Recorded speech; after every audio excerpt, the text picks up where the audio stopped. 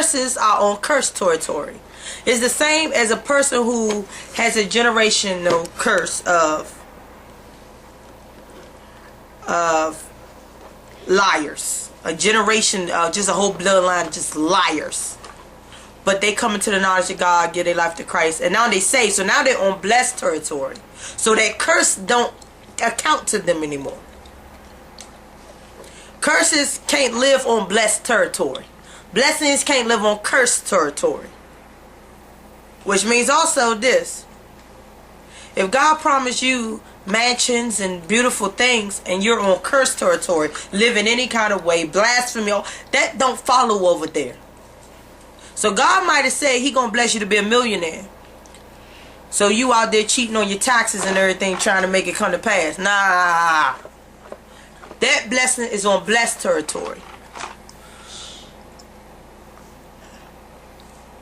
And that's where a lot of people get it messed up at. And a lot of people get angry with God because what He promised to them doesn't come to pass.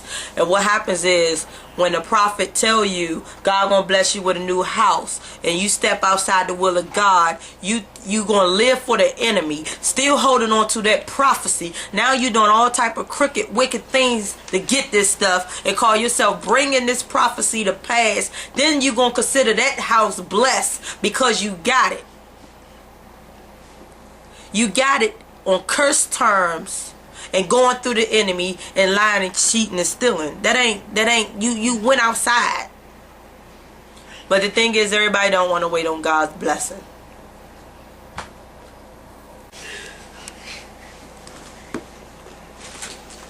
So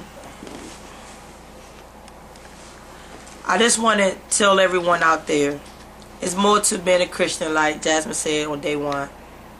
They're just going to church and clapping your hands and all that. You're not judged for how many claps you can get out per minute. You're judged for what's in your heart and what's in your soul. And everyone from the sound of my voice knows what's in their soul. And if it ain't filled with the love of God, and you can hear the sound of my voice, you have a chance to ask God to fill it with His love. I need to get some. I know that life throws curveballs. I know that life, sometimes it don't go the way we expect. I know that sometimes in life, it might feel like God wanted where the trouble end. All of us have to choose who we will serve. And if who you choose ain't God, you already chose. It don't matter. I ain't choose God. I ain't choose the devil. I'm in the middle. If you don't choose God, you already chose the devil. It's no in between. Then those of us who chose God, you must live it. And you must live according to every word of the Bible. You are held accountable. Don't disobey your parents. It don't matter who they are. Because families on earth is a metaphor for our relationship with our Father. So, treat your parents with love and kindness, just as our Father treats us. And if it ain't nothing you don't want your pastor to be looking at you doing, don't do it. If it ain't nothing you want to see Jesus' face appear while you doing it, don't do it. If it's something that you don't want to hear the word in your ear while you're doing it, don't do it. Stop doing stuff and blanking out your mind that Jesus exists for those 5 minutes. He still see you. He still see what you're doing, and there's a stinky stench in his nose. Somebody say, Trina, I'm used to uplifting messages. This is uplifting and keep you up above the dirt. Keep you from the depths of hell. That's uplifting. So we gotta love each other without ceasing. I understand. I met someone like that who love was almost felt toxic. I loved them and I felt like they hurt me in return. And I had a choice. Continue to love them or leave him. And I decided that when my love was toxic to God, He never left me, so I continue to love people in spite of them.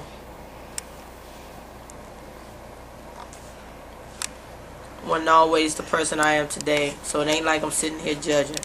I did so much. Phew. I ain't got enough time to tell y'all everything I've done. But I'm going to tell y'all, as I sit before y'all, that God is real. Because if He using me to witness back, He real.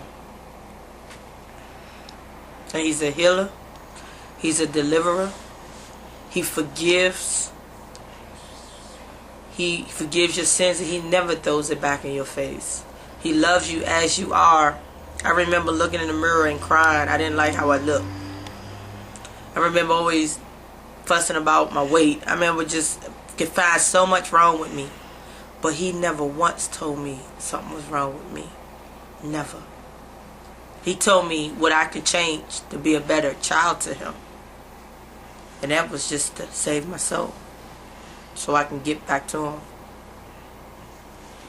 So, He do love us. God really do love us. We just got to stop crying. We got to stop crying, and we got to stop wishing death. Got to stop. You might think the world is hard, but it's another place that's created for Satan and his imps that this place is no comparison to. And we don't want to be there to realize that life wasn't that hard after all. So I'm going to tell you right now, life ain't as hard as it seems. So while you alive and you got breath in your body, serve Him. Give Him the honor and praise. If you could give the BYB band and Junkyard band and whoever them all they praise when you lifting your hands up and getting jiggy with it, then you could go to church and give God the honor and praise for saving your life and waking you up and keeping you alive. And if you are one who found yourself with any type of terminal illness and you say God forgot about you because you're ill or you sick or whatever, then I'm going to tell you something. My Father prepared a place for us where there be no more crying, no more weeping, no more bills, no more sickness. Your limbs that was broken grows back, is restored. Your mind restored. You see your loved ones who went with Him before restored. You got everything back again. Your body don't hurt anymore. There's no illness there. It's purity. So stop living your days out according to what doctors say how many days you got. And live your days out according to what Jesus say you have. And Jesus say you have everlasting life. If we live this life continually, fear of death, fear of this, fear of that, we're not living and we're not allowing God to have full manifestation in our life.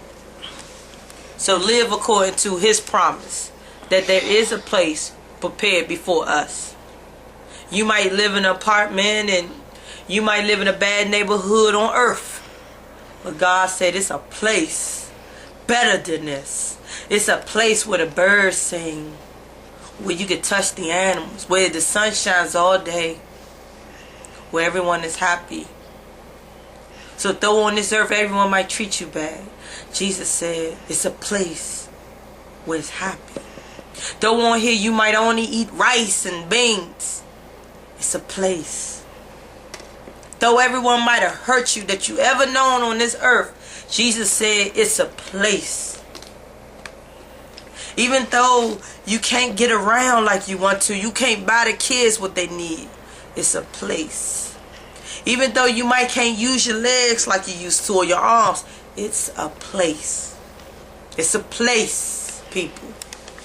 It's a real place that's prepared for us if we just hold on a little bit longer.